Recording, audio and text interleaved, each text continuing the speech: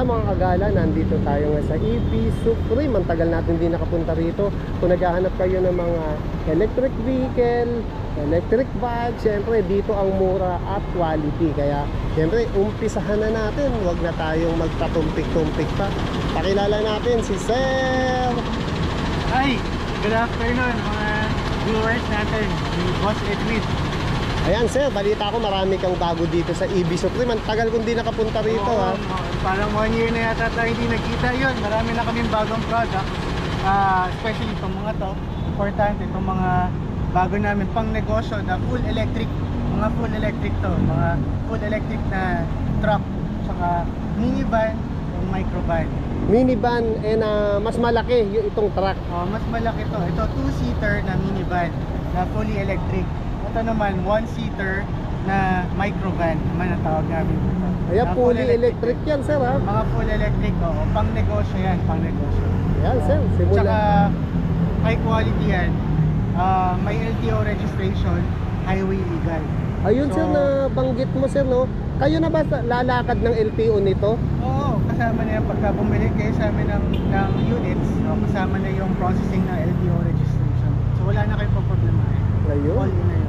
Idadrive na lang pala nila. Yes, idadrive. So tamang-tama to sir sa mga may business na mga tindahan, delivery. Oo, actually hat na hat ko sa amin ngayon kasi maraming nagnenegosyo tayong mga kababayan. Maraming na nagnenegosyo na nasa mga maliliit na daan, maliliit na eskalita. So ito yung panglaban namin doon. Kasi nakita niyo, medyo maliit lang sila pero road legal sila. So kayang-kaya nitong dumaan sa mga eskinita. At the same time, pwede nyo gamitin pangdaan, pangtawid sa mga highway, no?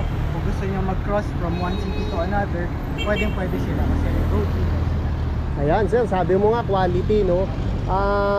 Hindi ka na magdududa ron kasi alam mo naman pag sinabing EV Supreme, ayan, matagal na sila sa negosyo ng mga electric vehicle, talagang quality rito. Oo, yung na-vlog pa yata natin last year, Boss Edwin, yung Bastion Pony eh. Oo, Bastion Pony yung pa. Yung mini car natin, no? Maraming bumili nun sir ha. Yes, oo. Ngayon ito na, yung mga electric car natin. Yung mga Ayan. electric truck natin. Saan ba tayo magsisimula sir? Yan, so, umpisahan muna natin dito. Kay Bunso. Oo. Siyempre sa mas maliit, yung pinaka-cute na member ng aming electric truck family, Derry D1, microvan yung tawag namin sa kanya. No? 1-seater siya. Oh, one one-seater seater. siya. Ibig sabihin isa lang ang pwede sumakay. Isa lang ang pwede sumakay sa loob. Ayan, okay. Fully electric siya, meron siyang range na 120 kilometers. Okay, 120 Tapos meron naman kilometers. siyang top speed na 70 kilometers per hour. Ayun, mabilis na sir ha. Tapos yung maximum load capacity naman niya is up to 300 kilograms. 300 Yan, so kung kilograms. makikita nyo dito sa likod, meron siyang cargo space dito sa likod.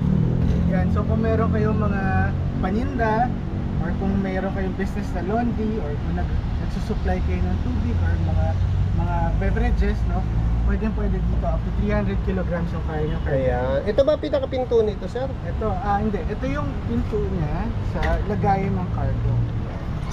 Ayan, pinakita. Sa Wow! Ayos pala oh. Ayan. Yes, So ang luwag marami, pala, no? marami kayong malalagay dyan, saka mapapakinabangan nyo talaga your business. Ano ba size ng gulong nito sir? Ang size ng gulong nito is 12 inches naman. Ayan, 12 inches naman. Ayan. So ito yung itsura naman ng kanyang likod, Likod. no? So bali gilid pala yung pinaka-pinto niya. Gilid yung pinakabukasan ng cargo. Ayan oh, ganda. Ang cute lang talaga no?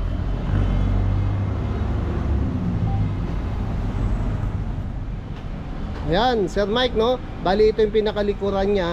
Pero tandaan nyo guys, ayan, kapag electric, kulay green ang plate number sir no? Yes, oo. Exempted tayo sa color coding. Ayan. So meron siyang brake light dito, tapos yun naman yung kanyang rear. Ayan, brake light no? Tapos yun nga, exemption sa color coding no? Kaya wala kayong inaalala kung anong araw kayo lalabas. Hawak yung araw nyo. Yes. Ayan sir, ano pa bang mapapakita natin dito sa unit na to? Pakita muna natin itong harap niya. Tayo dito sa harap. So, ito naman yung itsura ng kanyang harap. So, ito naman yung headlights niya. Meron siyang daytime running lights na paikot. So ipapakita natin yan mamaya sa inyo kung ano yung tsura ng kanyang ilaw. No? Wala naman masyadong detail. Tapos, naman yung kanyang Tapos may wiper na siya, sir. may wiper na rin siya. Isa lang yung wiper niya. So dito ako sa kabila, sir, ha. Sige. Yan.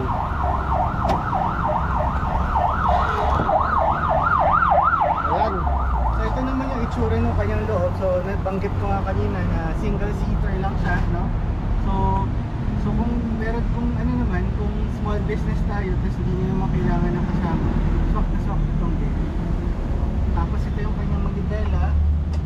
Ito yung control ng kanyang ilaw. Meron din siyang headlight leveling dito. Ayun. Tapos dito naman yung kanyang wiper. Wiper Yung sa control ng kabila kanyang naman, wiper. oo. Tapos, sige, bubuksan Ano ba natin. tong TV na to, sir? Pag-aatras ba yan? Ito, ito yung console niya. Dyan makikita Yan. yung mga details. Dito makikita kung ano yung battery percentage niya, yung odometer niya, ilang kilometers pa yung range niya. Tapos dito rin makikita kung anong drive mode kayo, kung nasa neutral, reverse drive, tsaka sport mode. Yan. So ito naman yung aircon niya. May aircon na pala to. Ayahay pala buhay ng driver dito, sir. Ayan, ay, lakas ng aircon, sir, ha. Nakabukas pa pinto natin yan.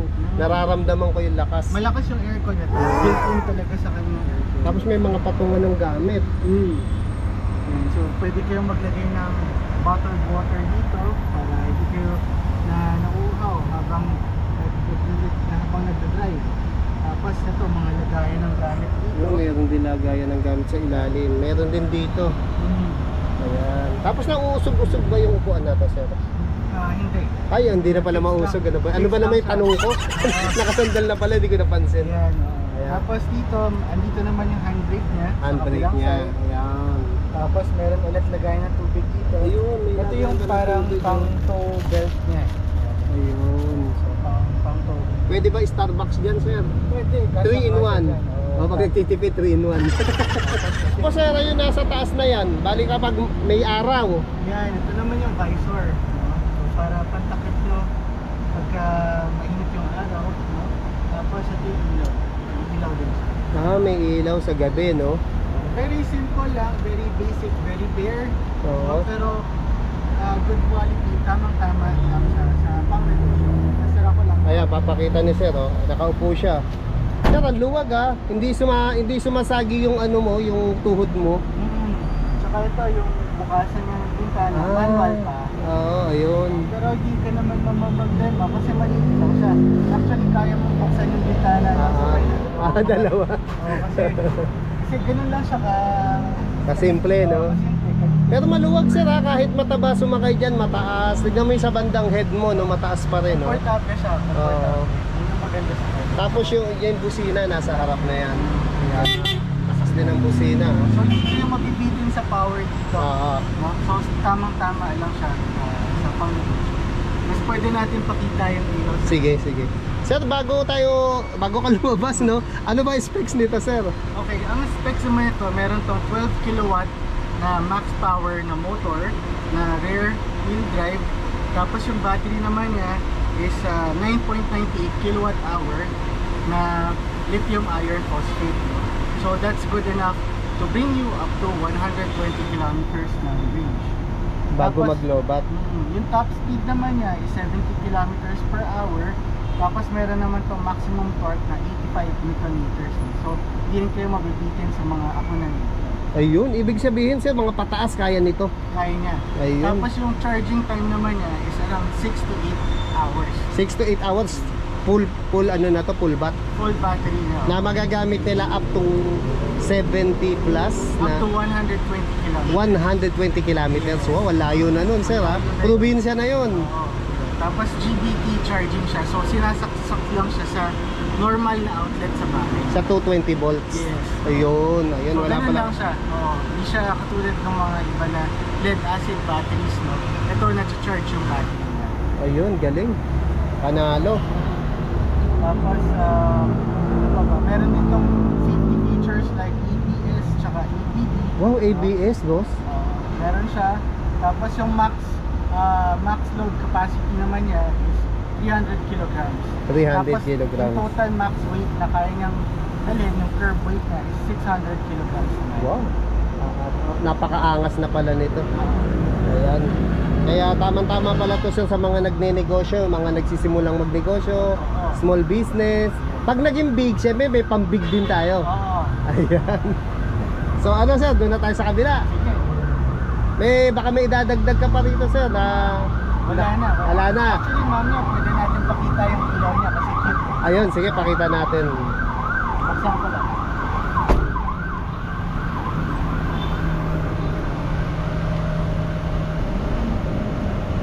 Wow, ayun oh, kita mo naman yung ilaw niya oh, di ba? Napakaangas oh, ang forma. Maganda. Ganda ng ilaw niya.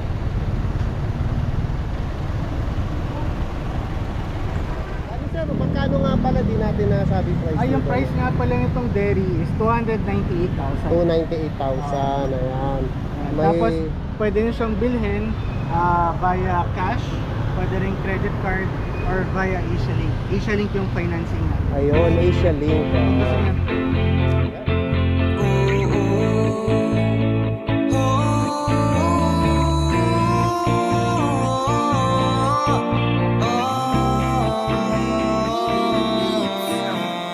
Kahit gusto sumigaw, kahit ayaw gumalaw, ayokong huminto ka. Kahit medyo naliligaw na tayong dalawa, ako at aking kaluluwa. Kahit yung ginagawa hindi tugma sa gusto ko, hindi humihinto kasi marami pa akong gustong tanawin. Mga letrato sa dingding, alaalang gusto kong ikwento sa mga bituin. Habang nagpapahinga